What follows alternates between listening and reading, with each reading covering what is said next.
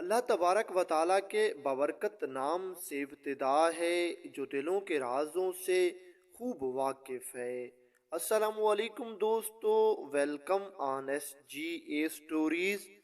دوستو، آج کا واقعہ ایک انتہائی ایمان افروز اور خوبصورت واقعہ ہے۔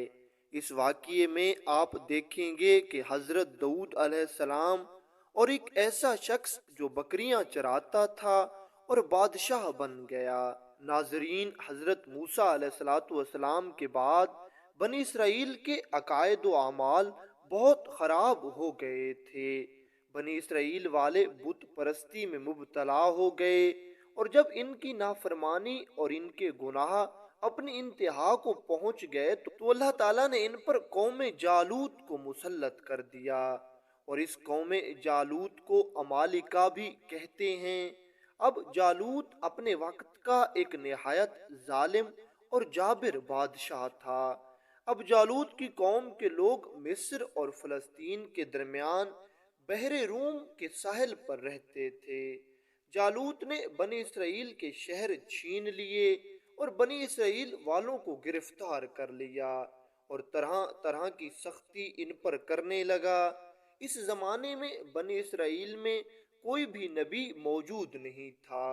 خاندان نبوت میں سے صرف ایک ہی عورت باقی رہ گئی تھی، اور اس وقت وہ امید سے تھی، یعنی اس وقت بنی اسرائیل میں کوئی بھی نبی یا رسول زندہ نہیں تھا، اور خاندان نبوت میں سے ایک عورت تھی جس کا شوہر انتقال کر چکا تھا، لیکن وہ عورت اب امید سے تھی، یعنی جب اس عورت کو حمل ٹھہرا اس کے بعد اس کا شوہر انتقال کر گیا۔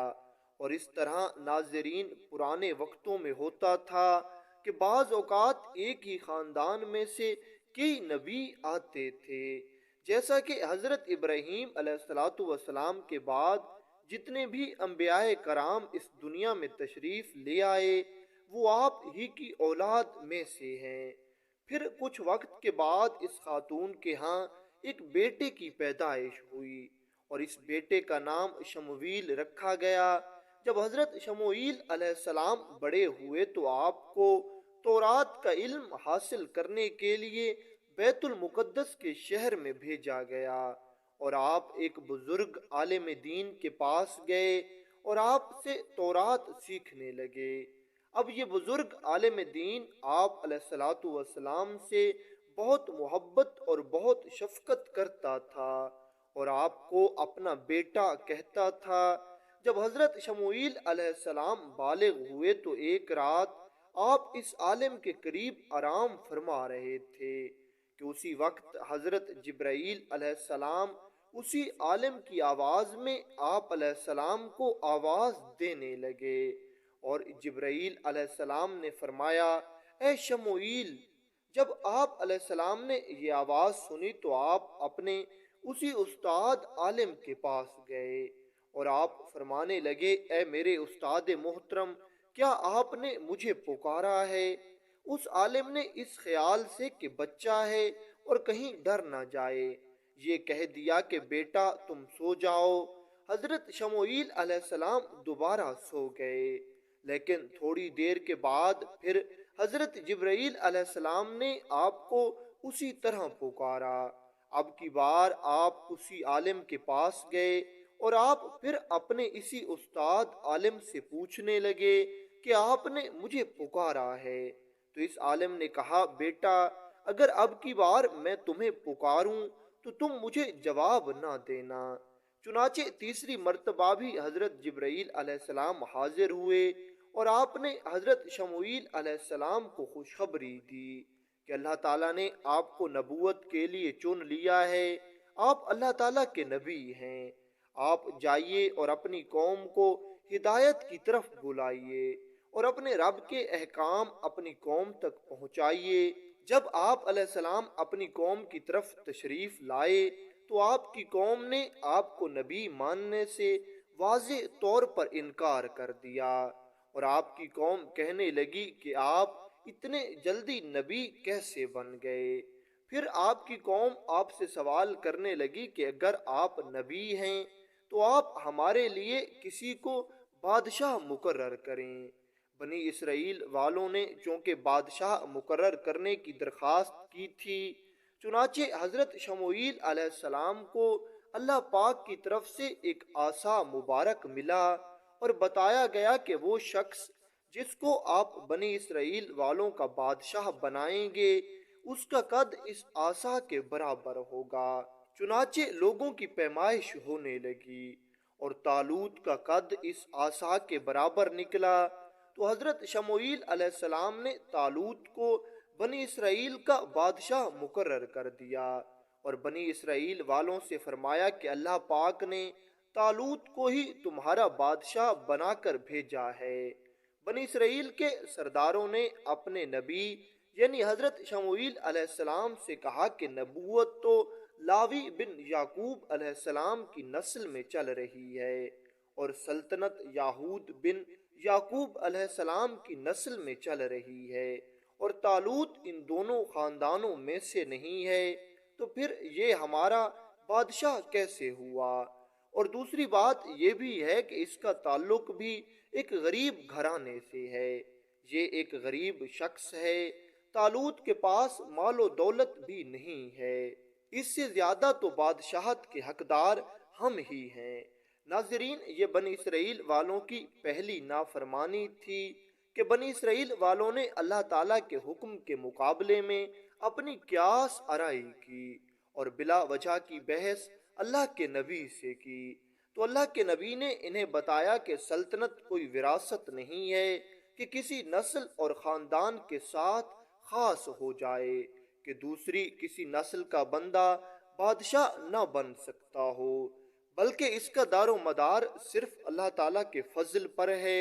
طالوت کو تم پر اللہ تعالیٰ نے اس لیے بادشاہ مقرر کیا ہے کیونکہ وہ علم و قوت میں تم سے بڑھ کر ہے، چونکہ علم و قوت سلطنت کے لیے بڑے مددگار ثابت ہوتے ہیں، اس لیے وہی بادشاہت کا اصلی مستحق ہے۔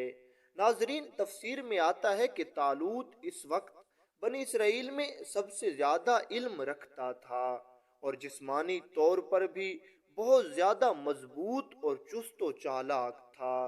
خیر، بنی اسرائیل والے آپ علیہ السلام سے کہنے لگے اگر ہم طالوت کو اپنا بادشاہ مان لیں تو آپ ہمیں طالوت کی بادشاہت کی کوئی نشانی بھی بتائیں۔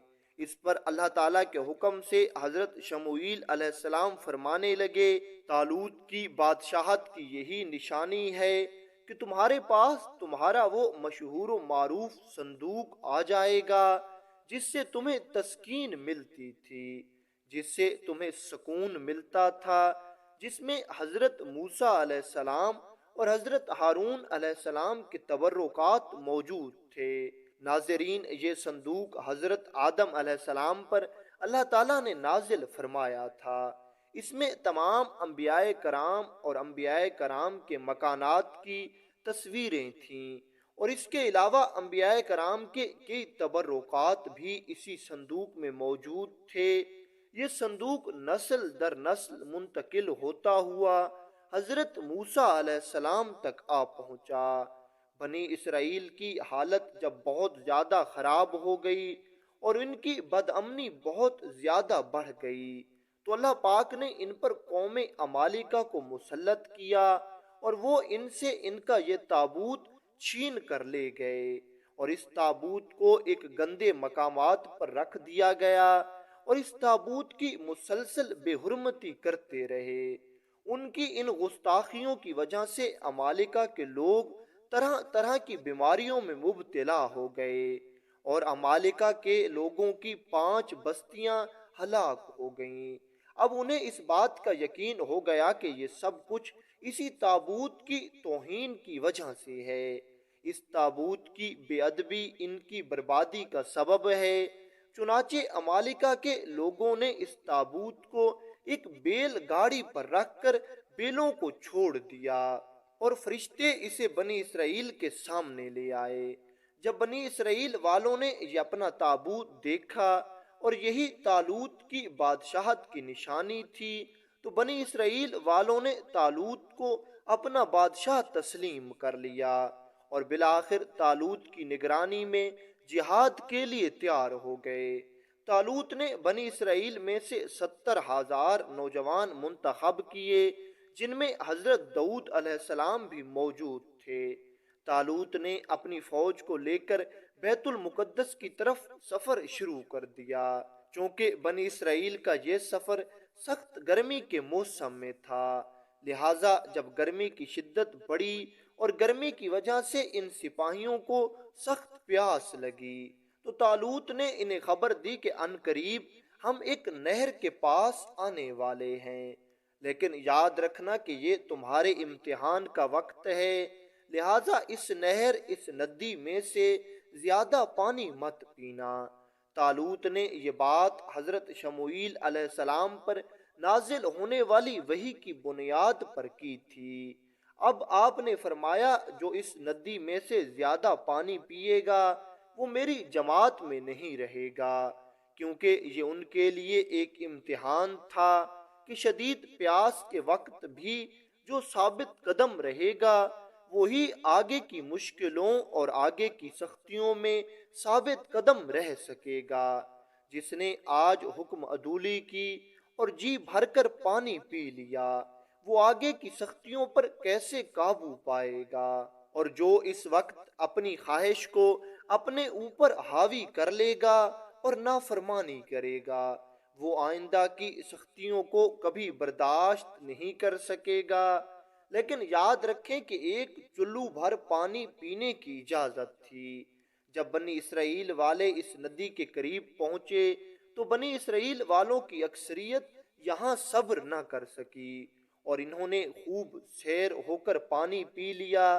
फकत 313 लोग ऐसे थे जिन्होंने सिर्फ एक चुल्लू पानी पिया था और एक चुल्लू पानी पर ही गुजारा किया। बाकी तमाम बनी इसराइल वाले सैर होकर पानी पीने लगे। अब जिन 313 लोगों ने चुल्लू भर पानी पिया था, उनके दिल ईमान की ताकत से और ज्यादा मजबूत हो गए और उन्हें यकीन हो गया कि आज हम ही फातिह ठहरेंगे।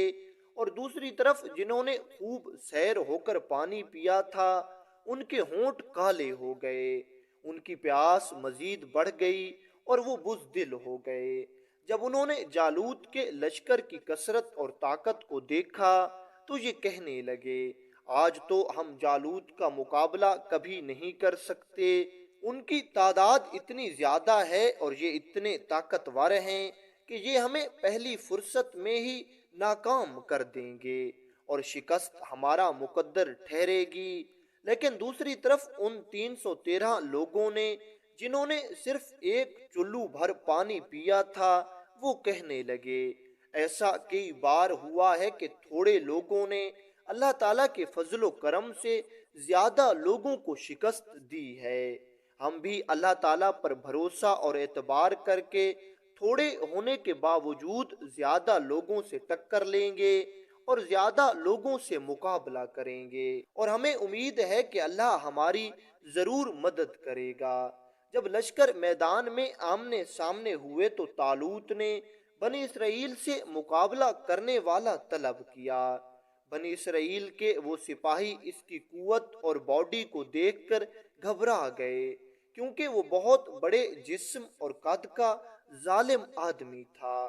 तालूत ने अपने लश्कर में ऐलान किया कि जो शख्स जालूत को कत्ल करेगा, मैं अपनी बेटी का निकाह उससे करूंगा और अपनी आधी सल्तनत भी उसी को दे दूंगा। मगर किसी ने कोई जवाब नहीं दिया। तालूत ने तब हजरत शमूईल अलैहिस्सलाम से अर्ज किया कि आप अल्लाह पाक की बारगाह में दुआ करें। आप अलैहिस्सलातु वस्सलाम ने दुआ की तो बताया गया कि हजरत दाऊद अलैहिस्सलाम उसको कत्ल करेंगे।